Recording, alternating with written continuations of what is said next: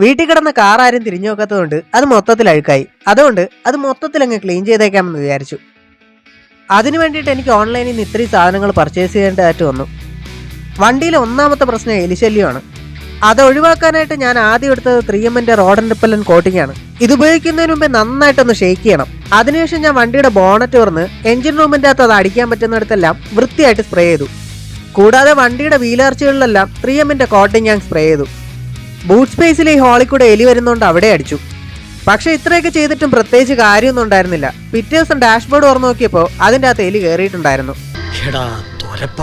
പിന്നൊന്നും നോക്കിയില്ല, മുമ്പുണ്ടായിരുന്ന റോഡ് ആൻഡ് റിപ്പല്ലന്റ് സ്പ്രേ കുറച്ച് മിച്ചം ഉണ്ടായിരുന്നു. അതെടുത്ത് ഡാഷ്ബോർഡിന്റെ അകത്ത് മുഴുവനായിട്ട് അങ്ങൊഴിച്ചു.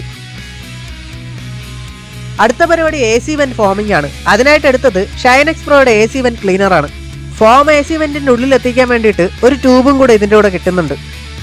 AC ഫോം ചെയ്യുന്നതിന് മുമ്പേ ഫോം സ്പ്രേ നന്നായിട്ടൊന്ന് ഷേക്ക് ചെയ്യണം. ഫോം സ്പ്രേയിൽ ട്യൂബ് കണക്ട് ചെയ്യുന്നത് ദേ ഇതുപോലെയാണ്.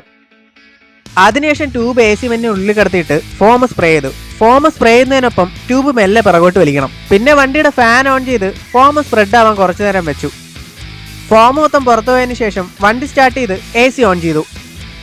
ഫോം അടിച്ചതിന് ശേഷം AC വെന്റിന്റെ അകം ക്ലീൻ ആവുക മാത്രമല്ല അതിന്റെ അകത്തുനിന്ന് നല്ല ഫ്രഷ് ആയിട്ടുള്ള സ്മെല്ലും വരുന്നുണ്ടായിരുന്നു.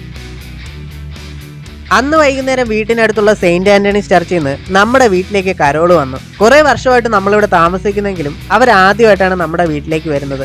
നമ്മുടെ വീട്ടിൽ കരോള് വരുന്നതേ ഇത് ആദ്യമായിട്ടാണ്. എന്തായാലും സന്തോഷം. എല്ലാവർക്കും അഡ്വാൻസ് ഹാപ്പി ക്രിസ്മസ്. കാറിന്റെ ക്ലീനിങ് എല്ലാം കൂടെ ഒറ്റ വീഡിയോ കാണിക്കുന്നത് ബുദ്ധിമുട്ടാണ്. അതുകൊണ്ട് ഓരോ പാർട്ടായിട്ടായിരിക്കും കാണിക്കുന്നത്. ബാക്കി ക്ലീനിങ് അടുത്ത പാർട്ടിൽ കാണാം. അതുവരേക്കും ബൈ.